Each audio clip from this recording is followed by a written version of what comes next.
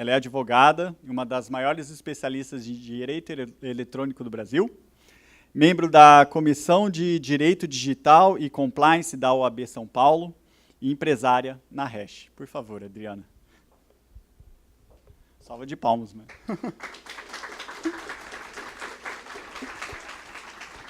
Por favor, eu sento na branca.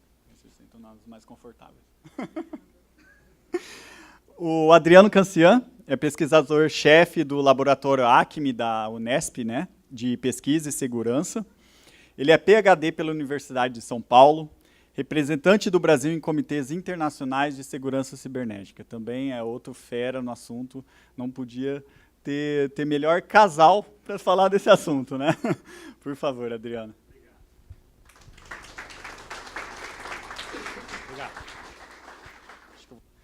Obrigado. Ó, a ideia aqui é a gente fazer um bate-papo mesmo, né? Sobre o assunto que vocês têm extrema competência para falar. E eu gostaria de começar com vocês contando um pouquinho da história de vocês e o que vocês estudam e trabalham na área de cada um. Pode começar, Adriano.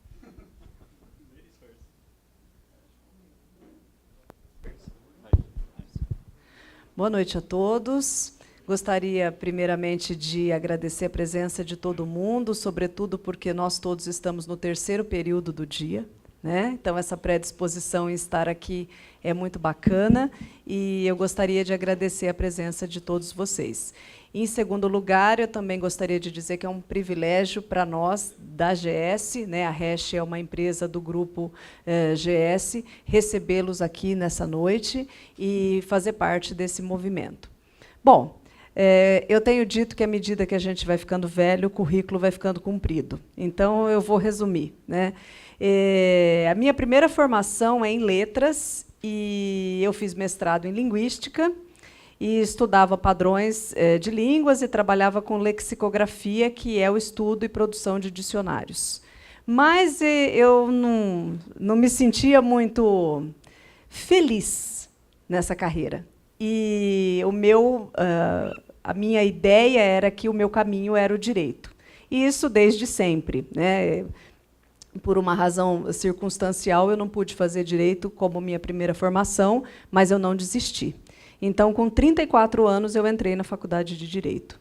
E aí eu fiz o curso e, coincidentemente, nesse período que eu estava fazendo o curso, eu acompanhava muito o Adriano, que, para quem não sabe, é meu marido, em eventos técnicos da área de engenharia e da área de segurança, especialmente, e eu ouvia uma questão muito recorrente por parte dos analistas, que diziam que, quando eles trabalhavam numa fraude ou que trabalhavam em alguma situação de crime cibernético, o que eles fariam com esses dados depois? Né? Então, depois que você apura esses dados, você descobre quem foi que cometeu o crime, o que o judiciário faz com isso, que tipo de legislação é protetiva, existe uma legislação específica para isso, e, a partir dessas dúvidas e dessas inquietações que eram do mercado de engenharia, do mercado de tecnologia,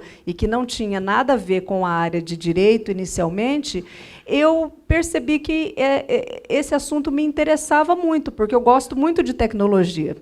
Então, eu vi que eu conseguia aliar duas paixões, que era o direito e a tecnologia, numa única área. E aí eu comecei a estudar na parca bibliografia que existe publicada em língua portuguesa sobre o tema, porque nós temos pouquíssimos livros no Brasil a esse respeito. E, quando eu terminei meu curso, eu já fiz uma monografia que era sobre contratos eletrônicos, especificamente da área de direito consumidor. E aí, em seguida, eu fui fazer um curso de especialização, e isso realmente foi um divisor de águas, porque eu tive grandes professores que me mostraram na prática como que eu deveria tratar dessas questões no judiciário. Então, que tipo de legislação? Nessa época ainda não tinha marco civil da internet. Então, como que a gente podia fazer esse ajuste do ponto de vista legal em relação às questões técnicas? Mas foi também nessa fase que eu descobri que, para ser uma grande advogada de direito digital, eu precisava dominar muitas questões que eram da área de engenharia. E isso, para mim, embora fosse uma grande dificuldade, um desafio, porque todos nós sabemos que as cabeças de ciências humanas pensam de um jeito e as cabeças de ciências exatas pensam de outro. E as pessoas do direito estão nas ciências humanas. Eu tive que aprender a pensar como um engenheiro. Então, entender esses fenômenos de tecnologia, aí eu me matriculei na disciplina de redes, de computadores e de protocolos, porque eu não tinha como explicar, nem para os clientes e nem para ninguém, se algo era possível juridicamente, se eu não entendesse as questões técnicas. Então, ficava um buraco. E esse grande desafio, para mim, é o mais interessante do que eu faço, que é o que eu chamo de pensar fora da caixa. Não existem dois casos iguais. Então, aquele famoso modelo de advogado do Ctrl+C e Ctrl+V não existe para advogado de direito digital. Porque você nunca, jamais, em tempo algum, terá dois casos iguais. Você pode até ter algumas semelhanças, mas dificilmente, porque os produtos são diferentes, as demandas são diferentes, os problemas são diferentes, a legislação aplicável é diferente, e é justamente isso que impulsiona o advogado de direito digital. Então, hoje, eu estou trabalhando no meu projeto de doutorado, que é justamente para pensar numa legislação que seja aplicável à internet das coisas, porque, na nossa análise, numa janela aí de uns 5 anos, a gente já vai ter máquinas tomando decisões, né? Porque hoje a responsabilidade civil, a responsabilidade penal de veículos autônomos ou coisas do gênero são dos seus fabricantes. Mas, a partir do momento em que as próprias máquinas, né, a geladeira da sua casa, se comunicar lá com o supermercado avisando que acabou o seu ovo, né, e nem te perguntar se você quer repor os ovos ou não, né, e acontecer um problema, a responsabilidade será de quem? Então, esse é meu projeto de doutorado. Nós trabalhamos justamente no sentido de pensar numa legislação, né, brasileira que não coíba, mas que ampare, tutele, se nós quisermos usar uma nomenclatura mais técnica do ponto de vista jurídico, todos esses fatos que daqui a pouco vão começar a permear a nossa vida no dia a dia. Então, essa é a minha grande inquietação do momento, e, aliado a isso, nós trabalhamos em todas essas questões que unem compliance, que é a adequação dos documentos jurídicos das empresas, às questões mais técnicas ligadas à segurança. Então, a Hash, que é a nossa empresa que funciona nessa casa que vocês estão hoje, tem justamente essa preocupação de entender a segurança de uma empresa não só do ponto de vista técnico, mas aliar essas questões, né, técnicas às questões jurídicas. Legal. Adriano, explica um pouco o laboratório Acme, o que vocês fazem lá. Bom, eu trabalho na área de segurança já há cerca de 26 anos, vou fazer 26 anos, né? O laboratório existe... Ele é mais velho que eu, né? Bem mais velho. O laboratório existe há 26 anos, aqui na Unesp de Rio Preto, e lá a gente trabalha já há bastante tempo, principalmente com detecção de ataques a grandes infraestruturas de rede. Então, nós unimos redes neurais, inteligência artificial, captura de dados, ou seja, tudo que está relacionado com a segurança da informação, mas voltado principalmente para a proteção de rede. Isso gera subprodutos, obviamente, porque para você trabalhar com essas coisas, você tem que entender de tudo que está em volta delas, e a gente usa esse laboratório para desenvolver pesquisa de ponta e também para formar os nossos alunos em nível de graduação e em nível de mestrado. Hoje estou vendo aqui vários alunos, né, que já foram meus alunos, passaram pelo laboratório, e a gente trabalha nessa área.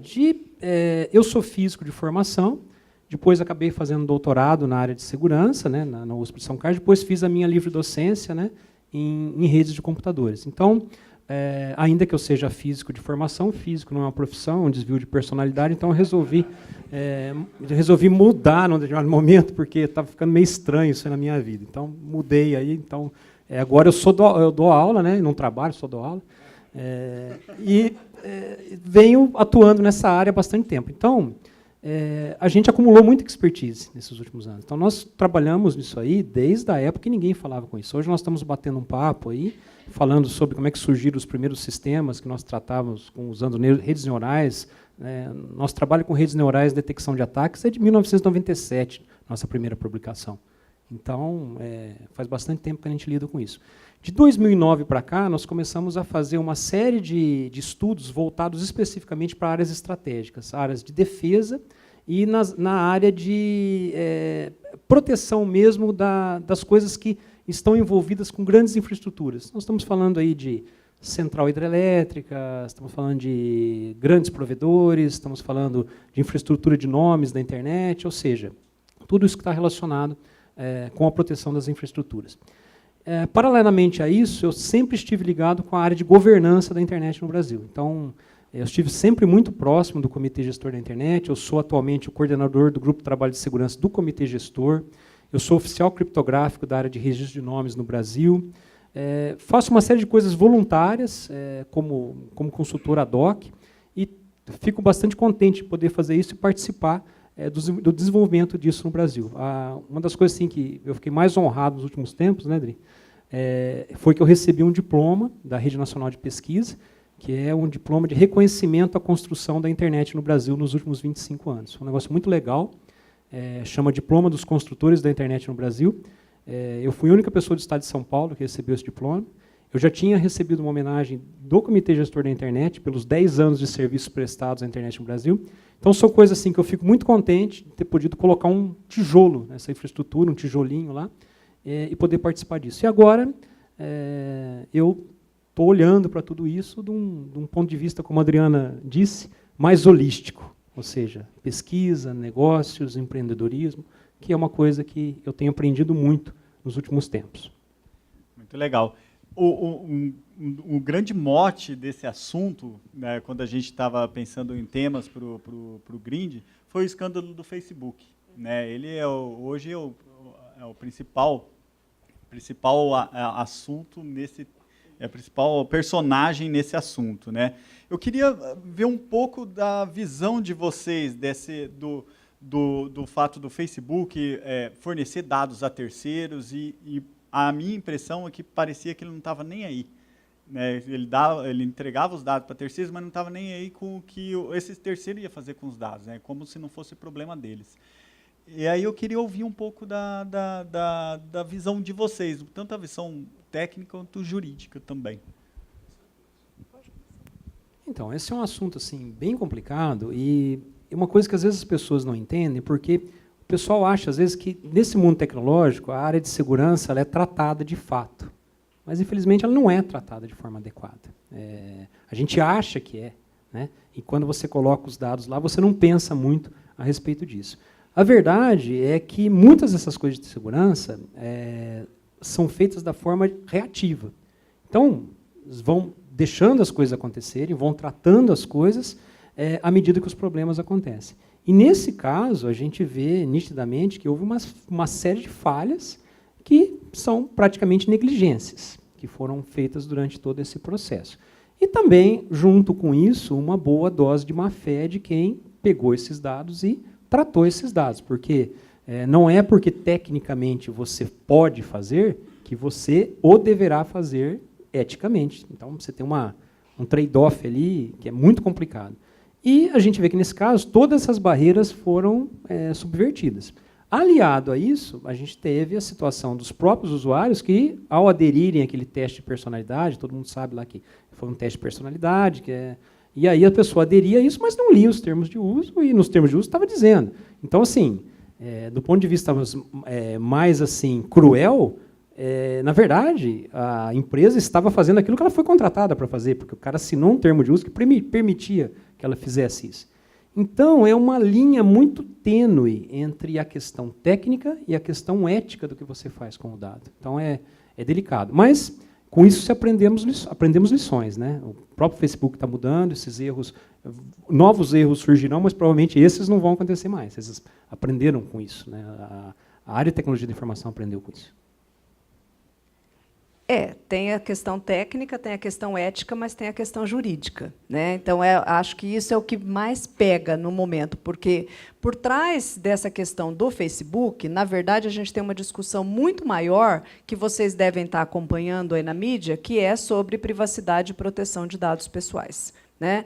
Essa questão, no Brasil, ela vem sendo tratada desde 2010, num projeto de lei proposto inicialmente pelo Ministério da Justiça, e existem mais 2 projetos de lei tramitando agora, um deles já no Senado, porque passou pelo Congresso na terça-feira da semana passada, sob a relatoria do deputado Milton Monte, mas nós não temos, efetivamente, no Brasil, por exemplo, uma legislação protetiva de dados pessoais. Na Europa, no último dia 25, depois de 2 anos, né, no período de uma vacatio legis, que é esse período entre a publicação da lei e da efetividade dela, da entrada dela em vigor, ela entrou em vigor agora, dia 25 de maio, com uma característica muito importante, que é o da extraterritorialidade. Ou seja, ela se aplica não só às empresas que estão sob a jurisdição da União Europeia, mas também a todas as empresas que coletam e tratam dados de cidadãos europeus. Né? Então, a privacidade de dados passou a ser um tema muito importante para as empresas de tecnologia, pela simples e boa razão que, para você desenvolver um produto da área de tecnologia, seja ele qual for, um software, um aplicativo, ou como vocês queiram chamar, no momento do desenvolvimento desse produto, a empresa precisa considerar essas questões.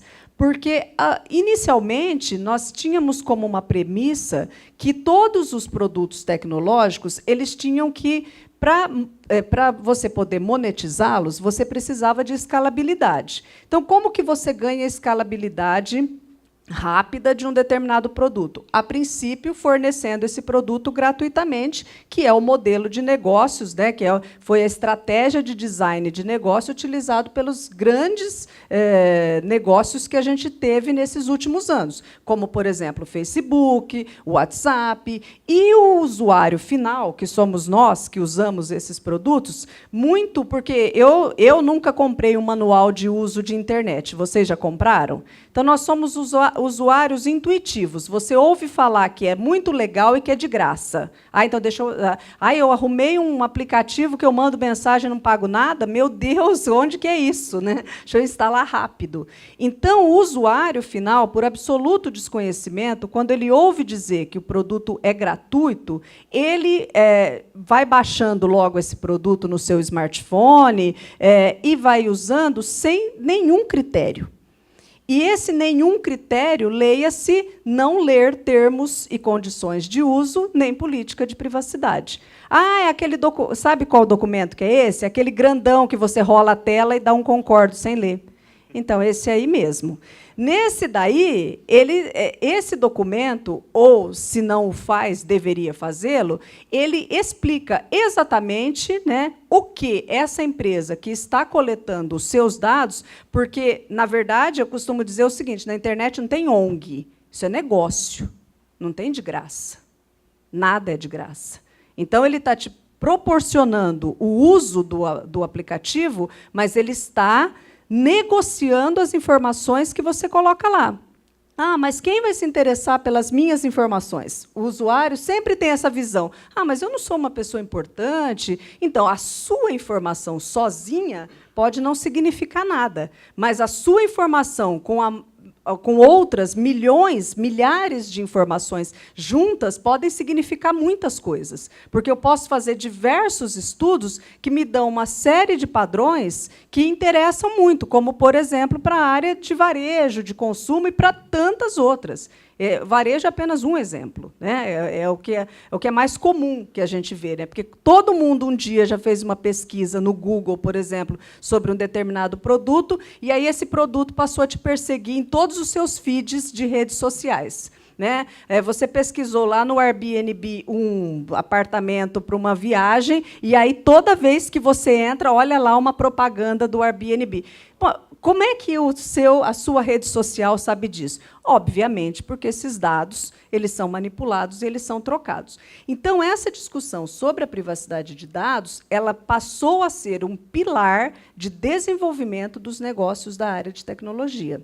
E o que o Facebook fez, na verdade, foi tratar e vender esses dados, como interessava para ele do ponto de vista comercial, da maneira que melhor lhe conviesse, né? Então, quando a gente costuma dizer que se não tem lei, pode.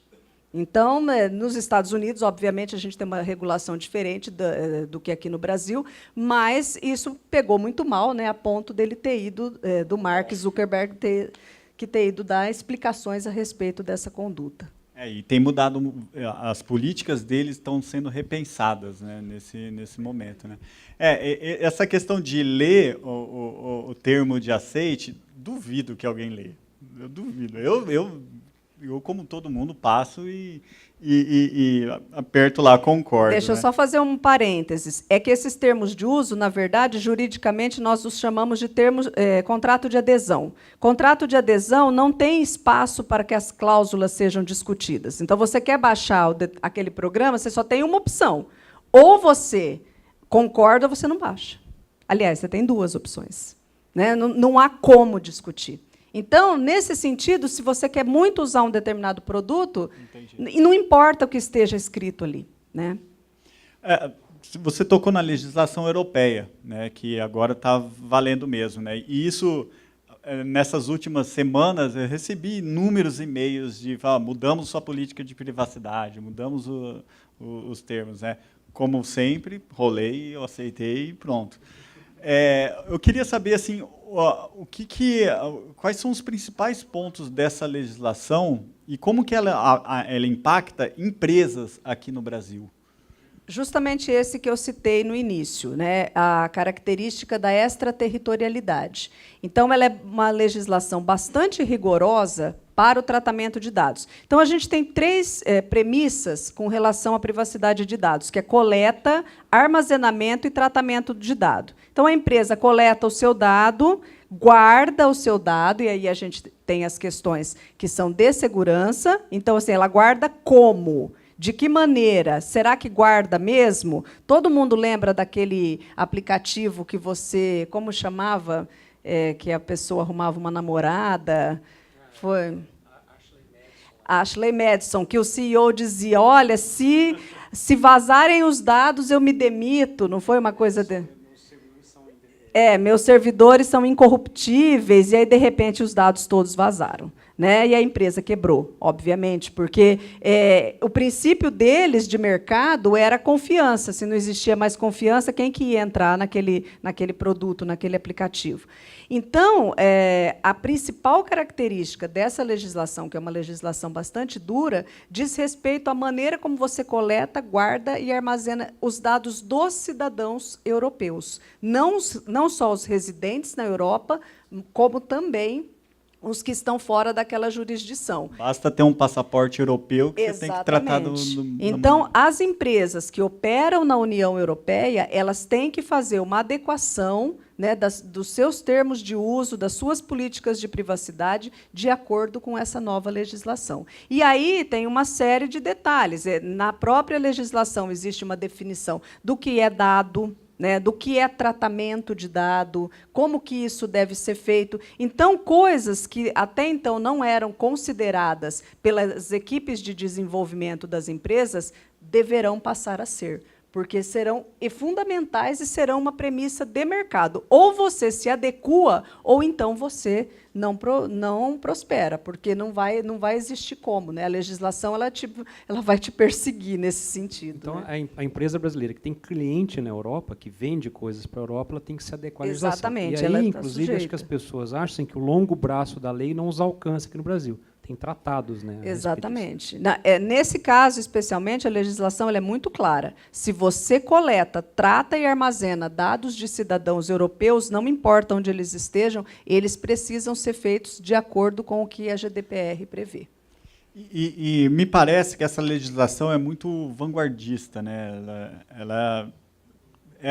Ela vai fundamentar outras legislações no mundo inteiro, inclusive no Brasil. Essas discussões que você citou que estão correndo, tem fundamento nessa legislação europeia também?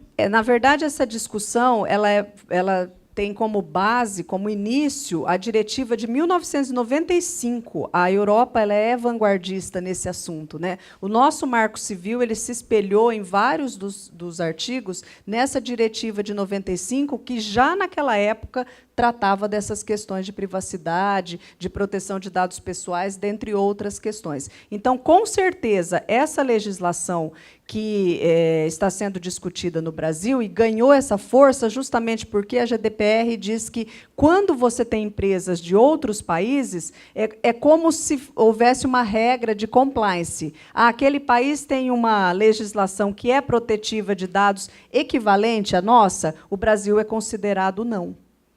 Então, assim que nós fomos considerados pela União Europeia como uma legislação que não pode ser equiparada à GDPR, a GDPR entrou em vigor na sexta, na terça-feira eles votaram, né? Então, os projetos de lei estavam aí há anos, né? Mas como nós não fomos considerados um país, né, cuja legislação fosse equiparada à GDPR, isso acelerou esse processo legislativo. E precisa acelerar realmente, porque isso vai ter um impacto muito forte no mercado, né? Muitas empresas brasileiras podem ser prejudicadas por conta disso. E, Adriano, a legislação manda essas empresas tratarem os dados como devem, dar uma proteção desses dados contra algumas ameaças externas, né? É possível essas empresas garantirem a segurança desses dados contra vazamentos? A segurança absoluta a gente sabe que não existe. Qualquer pessoa que disser que tem uma solução que resolve tudo ou que vai te garantir 100%, a gente sabe que isso não existe. Então, o que é possível fazer hoje é você achar um ponto de equilíbrio entre o risco ao que você está submetido e a confiança e a segurança daqueles dados. Então, é o seguinte, a gente costuma dizer, lá quando você ensina isso na graduação, que a usabilidade de um software, de um sistema, é inversamente proporcional à segurança que você coloca nele. Se você bota muita segurança, você não consegue usar. Se você põe menos segurança, fica mais fácil de usar, né? Então, você tem que encontrar esse equilíbrio. As empresas precisam buscar esse equilíbrio, mas, sem dúvida, você consegue jogar o risco a um fator minimamente aceitável. Então, você consegue abaixar esse risco de um tanto que você diga, não, aqui tudo bem, a partir daqui é o meu jurídico que vai tratar se acontecer alguma coisa, ou é o meu seguro de defesa cibernética que vai tratar isso. Então, é possível sim, mas 100% nunca. E mesmo as pessoas que a Adriana falou, não sou relevante em meio de tantos dados, né? Tem pessoas que falam, não estou em redes sociais, eu evito fazer cadastros. Essas pessoas ainda assim geram dados que sejam relevantes para esses... Que ele não saiba o que ele está fornecendo ali? Então, tinha um personagem da escolinha do professor Raimundo, que era um mineirinho, que falou assim, ai, Jesus, já me encontraram aqui num cantinho aqui atrás, não sei se vocês lembram, não lembro o nome dele. O caso é bem esse, às vezes você acha assim, porque você é um cara pequeno, ou porque você é um negócio muito pequeno, mas que você trata dado, mas o meu dado aqui não tem importância, né? Mas acontece o seguinte, nós temos, vou dar um exemplo simples, muitos ataques que acontecem hoje, que levam a grandes prejuízos, estão relacionados com ataques encadeados, ou seja, o cara rouba um dado de uma informação de uma fonte, depois ele vai usar aquela senha que o cara usou no plano lá onde ele compra passagem de ônibus, que ele achava que não tinha problema nenhum. Ele usa a mesma senha lá no laboratório onde ele pega os exames dele. E isso não é tratado pela pessoa de forma adequada, porque ela fala, quem sou eu, né? Quem sou eu? E aí isso, então, às vezes, pode fazer com que você tenha um vazamento de dados oriundo de uma fonte que você achava que não tinha a menor importância. Então, esse é o grande problema, que é um problema do mercado. Você tem essa característica de ataque encadeado que tem sucesso e com grande facilidade, né? A gente poderia dar vários exemplos assim, de casos de sucesso disso. Recentemente, teve também um caso aqui no Brasil que foi o vazamento de dados de clientes do Banco Inter, né? Que aí são informações também super sensíveis, são informações financeiras das pessoas, né? Sobre essa questão do Banco Inter, eu poderia falar a noite inteira aqui, porque nós tratamos disso, o Jarbas está aqui, nós tratamos isso em tempo real, né, quando aconteceu. Nós tínhamos uma fonte que estava, inclusive, provendo informações para a gente, de uma maneira que ele fotografava algumas coisas, mandava para a gente imprimia, montava, porque vinha tudo picado, e fomos analisando o que estava acontecendo. É impressionante a complexidade do ataque, um ataque assim, extremamente elaborado, muito elaborado mesmo, mas mostra ao que nós estamos, qual é o nosso risco. Né? Você tem uma instituição financeira que supostamente devia ser muito protegida, que operava totalmente na Amazon, em nuvem, né? Que sofreu um problema de vazamento de dados crítico. Tudo bem, o ataque é um ataque sofisticado, mas ele não poderia ter acontecido de forma alguma. Para quem não acompanhou esse caso, todos os dados do banco vazaram, mas todos mesmo, até cópia de cheque, número de... todos os dados pessoais, o que você imaginar. As últimas transações, todas as transações feitas, os números de CVV dos cartões de crédito, o número da senha do cartão de crédito, a cópia mesmo do microfilme dos cheques, ou seja, dados de 300 mil clientes. Agora, esquecendo um pouco de lado a parte técnica, o mais impressionante é que o banco continua a operar, que é uma coisa que você fala, os caras não podiam estar operando, né? Mas continuou a operar normalmente como se nada tivesse acontecido. Eles dizem que eles passaram um problema de extorsão, né? Que tinha uma questão de extorsão, tal, mas a gente sabe que esses dados vazaram e os dados estão à venda. Não sei se, não lembro o preço que era, mas alguma coisa perde 35 bitcoins. Não, alguma coisa perde 450 mil reais. E temos indícios que teve gente que comprou. Sabemos que teve gente que comprou. Então, assim, é um exemplo de uma falha que coloca em risco não apenas a instituição financeira, mas a vida de 300 mil pessoas que tinham conta lá. Então, quando você olha para a responsabilidade que você tem ao manter o dado, às vezes você acha que aquilo ali é um monte de bit na sua mão, mas aquilo ali é a vida das pessoas que está na sua mão. Essa é a questão.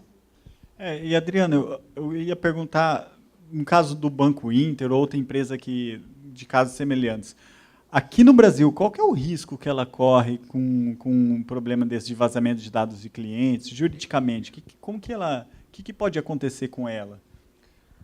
O pior dos mundos, ela quebra, né? Simples assim. Dependendo do nível do vazamento e da natureza da informação, se a informação é sensível, uma informação crítica, ela quebra. Então, uma empresa, quando se coloca no mercado para trabalhar em determinados meios, né, em algumas categorias de mercado, ela precisa realmente adotar como uma solução principiológica essa conduta preventiva. Porque, muitas vezes, né, esse tipo de ocorrência ela quebra a empresa.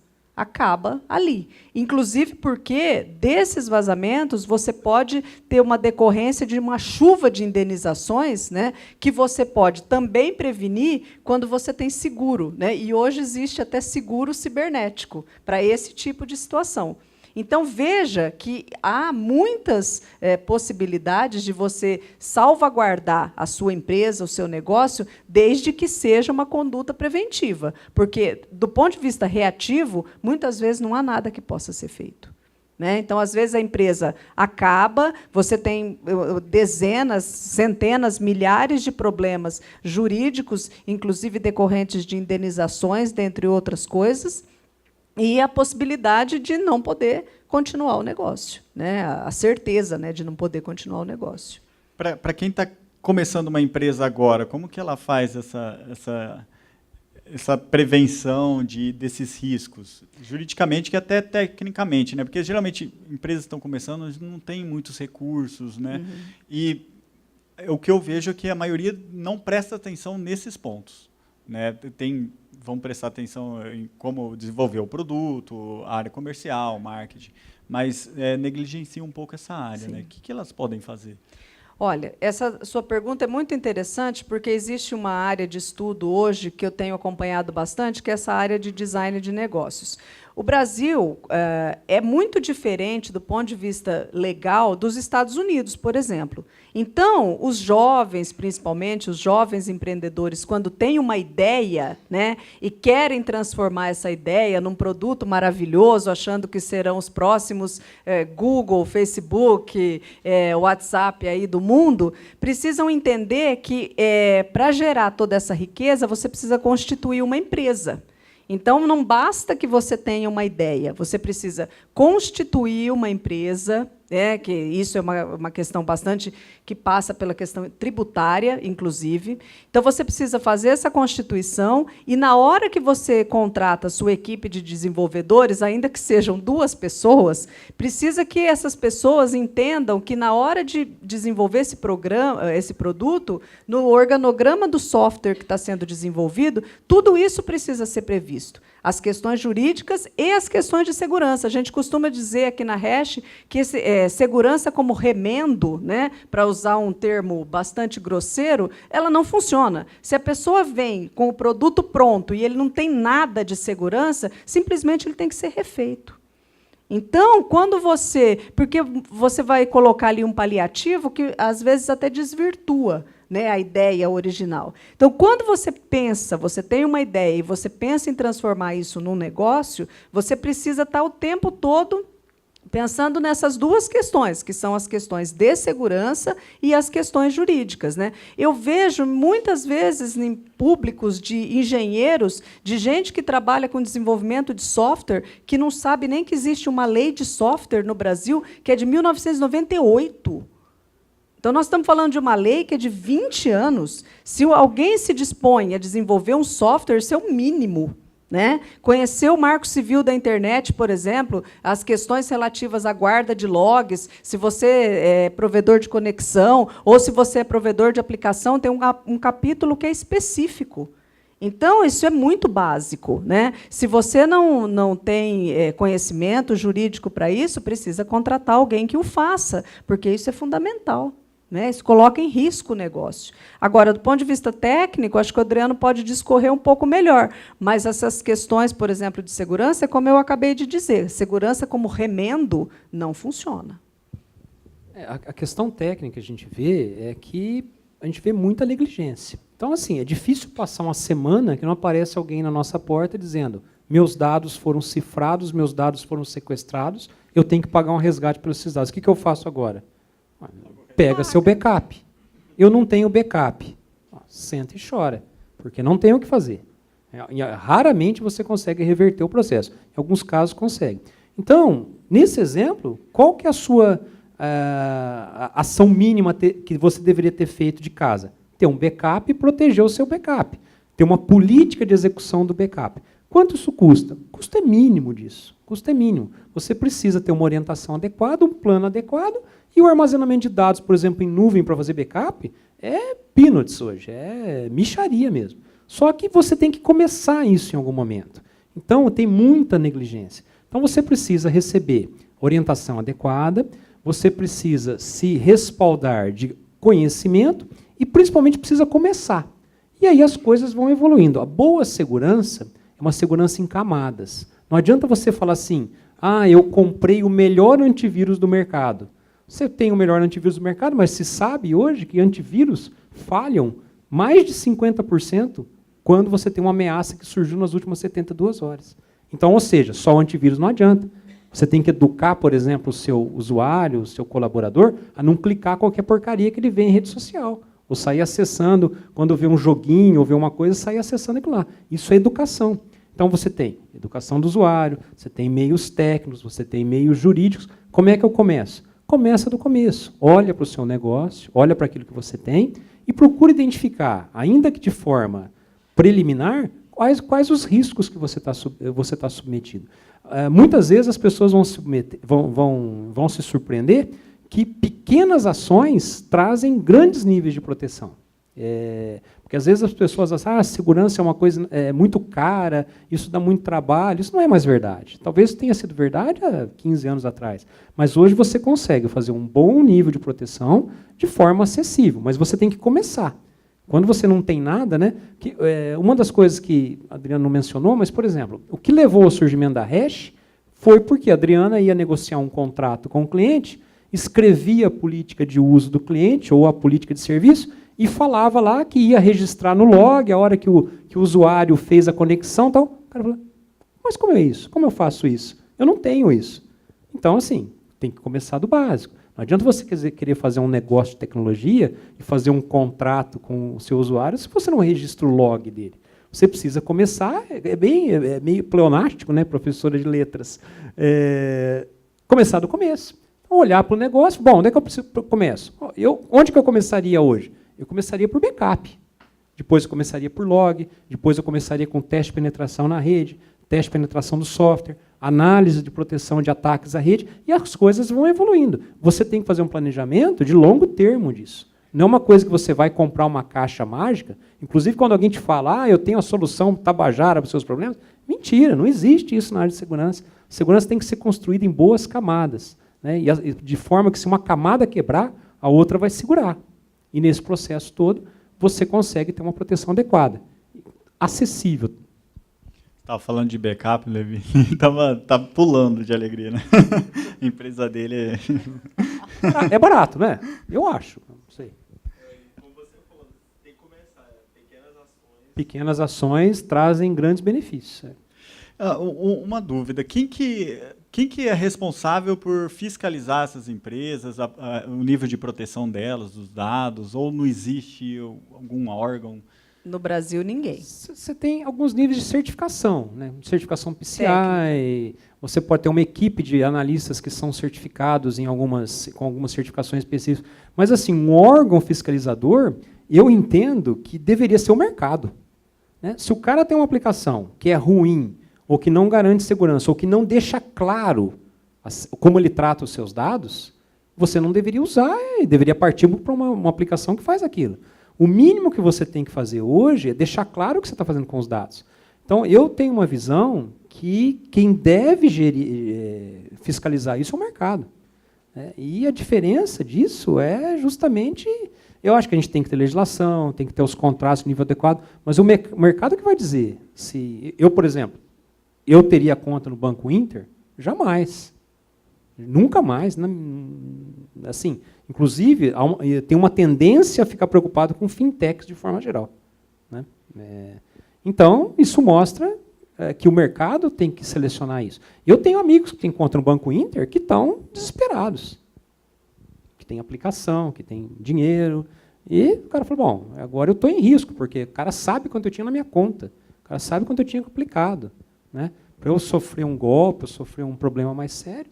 Então é o seguinte, o mercado deveria não usar mais isso. Mas eu acredito muito nisso. Não sei se a Adriana... Você acha também que o mercado que deveria regular ou deveria ter algum órgão que centralizasse essa fiscalização? Eu acho que o mercado é um bom regulador. Nos Estados Unidos funciona muito bem. Mas aqui no Brasil, eu acho que isso não funcionaria. E existem discussões para que nós passemos a ter, depois dessa legislação de privacidade, proteção de dados pessoais, um órgão regulador, né, ou fiscalizador dessas questões de privacidade. Mas isso é também uma questão complicada, porque todos os... Dá um medinho disso no Brasil. Porque todos os órgãos de regulação aqui no Brasil, a gente sabe que, infelizmente, né, não deveria ser assim, mas que não funcionam, né, da maneira como deveria, ou pelo menos a maioria deles. Mas a ideia é que haja um órgão que regule. A GDPR prevê, né, que as empresas, inclusive, tenham, né, uma pessoa que trate especificamente dessas questões, né, até por isso, pela importância do tema, mas no Brasil, hoje, nós não temos nenhum órgão que regule e a legislação específica que nós temos em vigor hoje é só a do Marco Civil que trata sobre o log. Essa legislação de proteção de dados, ela ainda não entrou em vigor. O Marco Civil já não é suficiente hoje. O Marco Civil ele trata especificamente do log, trata da questão da privacidade como um princípio. Aliás, né, se a gente fosse ampliar essa discussão, na verdade, essa discussão, a questão da privacidade está prevista lá no artigo 5º da Constituição, que trata das nossas garantias e direitos individuais. Então, no decálogo do CGI, do Comitê Gestor da Internet, que é de 2009, de 2001, me parece, que foi um dos fundamentos para o Marco Civil da Internet, já estava prevista essa questão da privacidade, da liberdade de expressão do usuário de Internet. Isso foi repetido como princípio no Marco Civil e foi reforçado com relação à guarda, ao tratamento dos logs especificamente. Mas uma legislação que seja específica do dado pessoal, isso nós ainda não temos. Por isso que a Europa tem nos olhado assim, atravessado. Entendi. A gente está falando muito de dados, né? Mas de quem que são esses dados?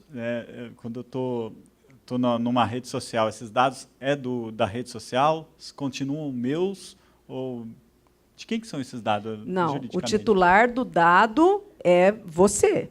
Né? O Brasil, isso é muito claro nos nossos tribunais, inclusive, isso é pacífico, né? Você é titular do seu dado. Tanto que existia uma discussão há alguns anos atrás que, nos termos de uso de uma das redes sociais mais famosas aqui, dos usuários brasileiros, dizia que quando você fazia o upload de uma foto na sua conta, aquela foto, aquela imagem passava a ser da rede social. O que é um absurdo, porque nós temos, inclusive, uma legislação que protege o direito de imagem. Então, se a foto é sua, ela vai continuar sendo sua, esteja ela publicada onde estiver, num outdoor ou em qualquer que seja das redes sociais. Então, isso também recai sobre uma questão que as pessoas têm bastante dúvida também, se nós deveríamos ter mais leis específicas sobre questões de internet.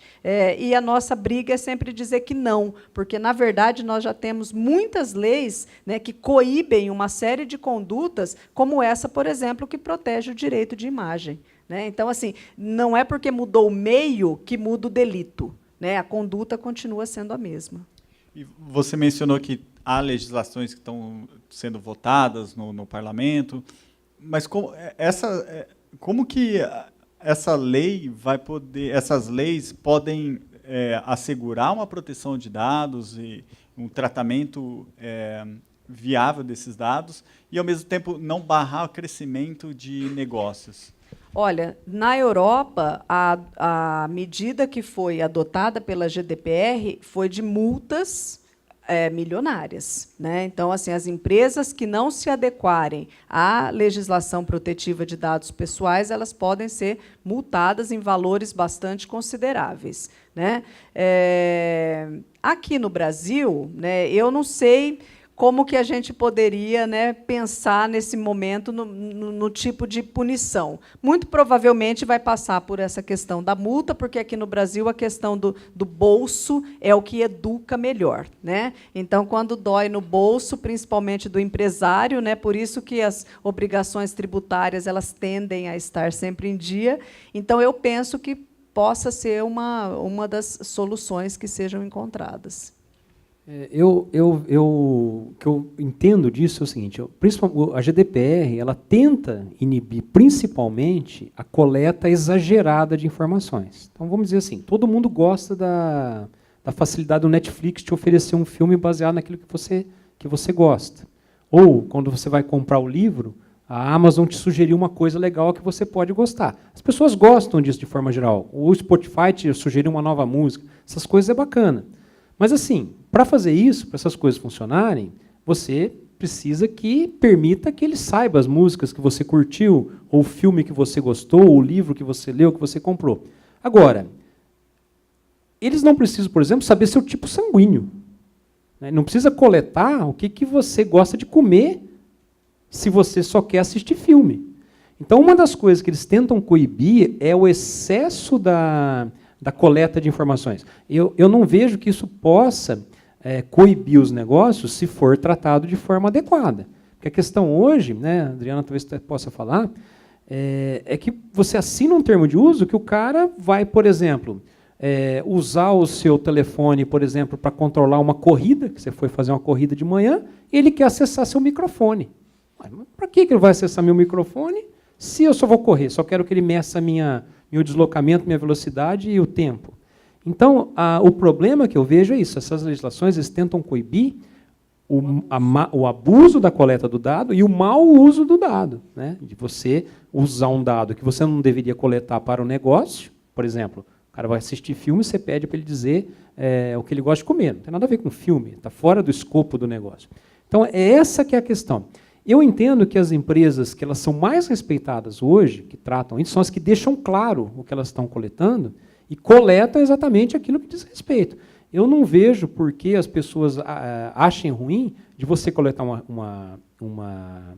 um dado que esteja relacionado com o recebimento de um serviço bom para ele.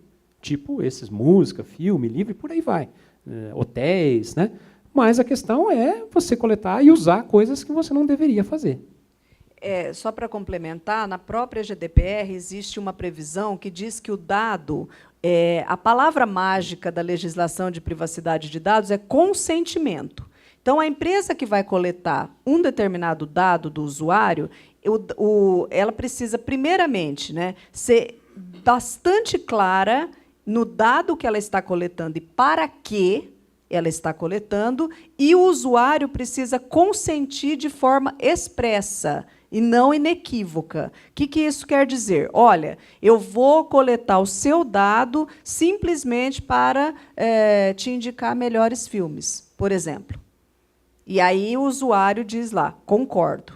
E aí a empresa vai tratar o dado e vai simplesmente para essa razão, para essa finalidade. E tem também a possibilidade de você remover os seus dados. Exatamente. E essa possibilidade também a gente não pode deixar de mencionar, porque se o usuário, a qualquer tempo, por qualquer razão que seja, não quiser mais que o dado dele seja coletado, seja armazenado e seja tratado, ele tem essa faculdade, né, o direito de pedir para que essa conduta não se repita. Esse direito do esquecimento, né, o usuário tem alguma garantia que os dados dele realmente vão ser esquecidos?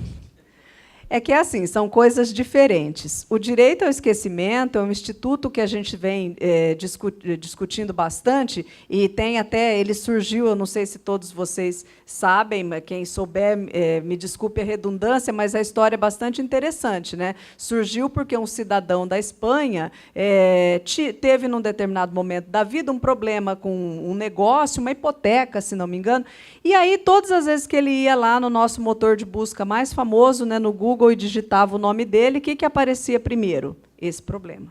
E isso era uma coisa que já tinha sido resolvida, uma coisa do passado, e ele não queria mais que aquilo aparecesse quando alguém buscasse o nome dele. E essa história é paradoxal, por quê? Porque ele entrou na Corte Superior da União Europeia para pedir justamente que o Google removesse essa informação, porque ele entendia que, como isso era um problema resolvido, ele deveria ser esquecido, né? E aí o que aconteceu? Como foi o primeiro caso, ele se tornou um caso paradigmático. Todo mundo lembra do cara. De forma que, toda vez que a gente vai falar do direito ao esquecimento, ele é citado. Acho que ele chama Manuel Costerras, uma coisa assim. Não, é impossível esquecer. Então, o direito ao esquecimento ele está ligado, assim, especificamente a um determinado acontecimento, né, da vida da pessoa, sobretudo que não tenha mais relevância, mas, mesmo assim, o professor Demi Getzko, lá do Comitê Gestor, costuma dizer o seguinte: isso aí é igual enxugar gelo. Quando você coloca na internet, não significa que um motor de busca desindexando aquela informação, nunca mais ela vai aparecer. Não some, né? Ela nunca mais vai desaparecer. Então, o direito ao esquecimento, existe, inclusive, também uma discussão na área do jornalismo, por conta da relevância de determinados fatos históricos e de acontecimentos importantes, que muitas vezes envolvem nomes de pessoas que gostariam de ser esquecidas, e vários dos nossos deputados já fizeram projetos de lei para que isso realmente se efetivasse, porque não gostariam mais de ver os seus nomes mencionados, mas isso não tem nenhuma possibilidade de acontecer, felizmente, tecnicamente, né? Levando essa discussão um pouco mais para frente, o que a gente pode estar discutindo daqui 3, 5 anos sobre privacidade de dados, segurança na internet? O que a comunidade legislativa e a parte técnica também vê um pouco lá para frente, um futuro assim? Bom, do ponto de vista jurídico, né, o que para a gente anda mais incomodando é como que o direito vai lidar com a internet das coisas. Porque vai ser, de fato, né, um marco, né, disruptivo, da mesma forma que a gente teve quando a internet comercial entrou em uso aqui na segunda metade dos anos 90, e nós tivemos uma mudança no padrão, não só de consumo, mas no padrão de vida das pessoas. Certamente, daqui a uns 5 anos, nós também vamos ter um novo momento com a internet das coisas. Então, isso é o que tem tirado o nosso sono para pensar como que a gente vai tratar essas decisões que serão tomadas pelas máquinas, né? Porque todos os institutos, para nós, como responsabilidade civil, responsabilidade criminal, e aquilo que a gente atribui ao que o Código Civil chama de pessoa natural, inclusive com relação ao dado, né? Nos nossos projetos de lei está escrito lá, o dado da pessoa natural. Como que isso vai ficar? A legislação não acompanha a tecnologia Não. na mesma velocidade, né? Então, A gente costuma dizer que a tecnologia está na era dos Jetsons. Todo mundo vai lembrar, né? Hanna-Barbera, 1961, e o direito nos Flintstones, né? É mais ou menos essa a comparação, infelizmente. então, me parece que um cenário, quando tiver muitos mais dados em jogo, né, com a internet das coisas, é que ainda vamos ter muita confusão até alguém falar, não, agora vai ter que ser assim, né? Com certeza. A gente não conseguiu resolver ainda nem o problema das pessoas naturais, imagina das máquinas, né? Um juiz não pode se furtar de decidir um caso, ainda que não haja legislação a respeito. Então, quando a internet das coisas ganhar corpo realmente, com certeza os problemas chegarão ao judiciário antes das leis. Questão de segurança. Assim, eu, por um dever de ofício em função da pesquisa, no laboratório a gente olha, não hoje, né, mas a gente olha uma janela de 10 anos para frente. Eu não tenho uma visão muito otimista dessas coisas, não. Porque, como eu vejo coisas assim que o senso comum não vê em função das pesquisas, e eu estudo artigos que vão sendo publicados olhando uma janela de 10 anos, as perspectivas com relação, principalmente ao uso indiscriminado da inteligência artificial, são bastante preocupantes. Essa é uma preocupação da comunidade científica mesmo, assim, com bastante seriedade, em função de você deixar máquinas tomarem decisões importantes, né? Curiosamente, o primeiro sistema que nós desenvolvemos no laboratório, que foi o detector de intrusão que usava uma rede neural, ele surgiu, e hoje eu estava até contando aqui para os meus alunos, ele surgiu com uma brincadeira, que nós começamos batendo papo assim, sobre aquele filme Exterminador do Futuro. O sistema surgiu disso. É sério mesmo. E o Exterminador do Futuro trata disso, ou seja, máquinas tomando decisões cada vez mais complicadas. Então, o grande debate científico que existe hoje, inclusive não só científico, mas de engenharia de produto, engenharia que relaciona as inteligências artificiais, é o seguinte: quais são os kill switches, né? Quais são os gatilhos que você vai prever, tanto do ponto de vista tecnológico quanto legais, para prevenir que essas máquinas que estão tomando decisões, já estão tomando, nesse momento nós estamos falando aqui, elas estão tomando decisões, mas cada vez isso vai estar mais perto da gente. O que pode ser feito para evitar que essas decisões tomadas por essas máquinas possam levar a risco a existência da humanidade? Isso não é uma brincadeira de ficção, às vezes as pessoas podem achar assim, que há um exagero disso, mas existem vários estudos sérios a respeito disso. Então, a gente olha para a segurança nesse sentido. Quando a gente está desenvolvendo uma pesquisa e depois essas pesquisas elas acabam vindo para o mercado, a gente olha uma janela lá na frente. E é isso que é necessário de fazer. A gente por exemplo, backup já é uma coisa bem resolvida, né? A nossa preocupação hoje é o seguinte: como é que nós vamos matar uma inteligência artificial? Quem vai ser processado quando eu matar uma inteligência artificial? Quem pode matar uma inteligência artificial? Nesse sentido, a discussão da comunidade está indo para qual lado? O que é mais plausível hoje? é muito dividido. Existem pessoas que têm uma visão assim realmente pessimista, e existem pessoas que têm uma visão que é mais otimista, né, com relação às coisas boas, que de fato você precisa ver, e já estão acontecendo. Mas hoje existe uma divisão. Do ponto de vista tecnológico, essa preocupação que eu estou mencionando, ela está sendo discutida hoje lá nos laboratórios, nos centros de pesquisa das empresas, de forma bastante avançada. Só para citar, né, vocês já devem ter visto vários vídeos na internet, né, de uma empresa de Boston, né, que é a Boston Dynamics, que faz uns robôs que são autônomos, inteligentes, que não são pilotados. As pessoas veem aquele vídeo e acham que o robô é pilotado. Não, o robô que lá usa inteligência artificial, que são assustadores. Não sei se acho que a maioria das pessoas talvez já tenham visto. Inclusive porque eles são muito feios, né? Exatamente, são assustadores mesmo. Então, né, há uma divisão hoje a respeito disso. Legal, nós estamos chegando no final, passa rápido, né? E é um assunto que também dá para dias de debate, né? Eu queria fazer uma espécie de bate-bola aí com vocês, né?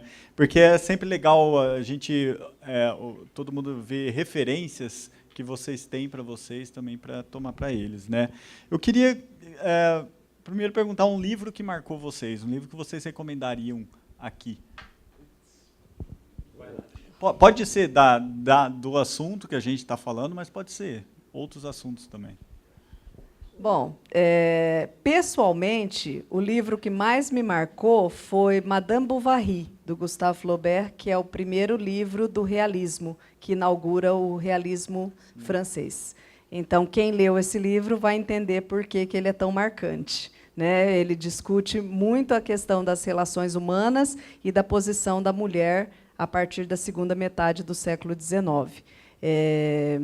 E, profissionalmente, eu vou citar um livro de direito que foi, de fato, um livro bastante importante para mim, porque foi o livro mais difícil que eu li na minha vida, que eu mais demorei. Tinha 479 páginas e eu demorei quase 6 meses, porque não avançava. Teve uma noite dessa que eu estava lá deitada, ela apareceu pulando, acabei o livro. É O Poder de Controle da Sociedade Anônima, que discute as relações de poder nas empresas, numa visão histórica e de direito comparado. Brasil, Alemanha, Estados Unidos e outros países europeus. E é um livro antigo do professor Fábio Conder Comparato, lá da USP, mas é um livro que ainda trata de muitas questões que estão presentes dentro das nossas empresas até hoje, mas especificamente sobre as relações de poder. Bom, eu, do ponto de vista de segurança, um livro que eu gostaria de ter escrito é um livro chamado Secrets and Lies, Segredos e Mentiras, na Vida Digital. É um livro do Bruce Schneier, que é um criptologista. E ele fez esse livro, que é um livro de visão geral sobre segurança, uma leitura de final de semana. Esse é um livro, quando eu li, ele explica muito o que vem pela frente, o que a gente está enfrentando. Já um livro um pouco velho, de uns 10 anos atrás, mas ele é um livro atual. Então, é um livro assim, que, quando eu li, eu falei, eu queria ter escrito isso, porque eu penso isso aqui. Então, Segredos e Mentiras, ele está esgotado, mas você acha ele em sebo. E eu gosto muito de ler algumas coisas de ficção, né? Para mim, um livro assim, marcante, divisor de águas, Neuromancer, do Bruce Sterling, que mostra muito essa questão das máquinas, o que vem pela frente, porque esses livros de ficção eles são muito estudados e eles espelham muito o futuro. Então, eu costumo ler bastante essas coisas assim. Se eu li agora que eles relançaram, né? Isso, a trilogia. A trilogia. É muito legal. Uma ação rotineira que vocês fazem que faz vocês crescerem. Estudar. Estou falando com 2 professores também, não é uma pergunta. Eu, no meu caso, em particular, é convivência com meus alunos, né? Porque os alunos sempre trazem coisas assim que são desafiadoras para a gente. Isso faz com que você tenha que estudar certas coisas. E eu sou meio obcecado, assim. Quando eu começo a pegar uma coisa, eu fico meio incomodado até que eu não desvendo aquilo ali. Então, isso para mim faz bem. É que o direito é uma carreira muito solitária. Então, quando a gente fala isso de estudar, é verdade mesmo, né? É uma prática, né, de todos os dias. Legal. E o melhor conselho que vocês já receberam? É melhor cair das nuvens que de um 3º andar. Muito Machado bom. de Assis. melhor conselho que eu recebi até hoje é sempre em movimento. Legal. O maior sonho de vocês? Tenho vários. Você quer só um? Cite quantos você... Pode falar o seu. Meu sonho é desenvolver um negócio que possa ser bom para as pessoas, que ele seja um negócio que ele possa enriquecer a maneira como as pessoas vivem e enriquecer a melhoria da sociedade com relação a essa sociedade da segurança da informação. É isso que eu gostaria de fazer, ou seja, transpor aquilo que nos últimos 25 anos eu fiz na universidade para um negócio que possa ser útil e possa se perpetualizar. Conseguiu pensar no seu? Consegui. Eu acho que eu vou citar uma ambição, não é um sonho. A maior ambição que eu tenho é transpor a barreira do conhecimento a cada dia. Essa é a minha ambição, é isso que me motiva. Todo dia eu preciso aprender uma coisa diferente. Legal. Uma última, um conselho para quem está criando sua startup ou está desenvolvendo aí sua empresa hoje. Consulte sempre um advogado.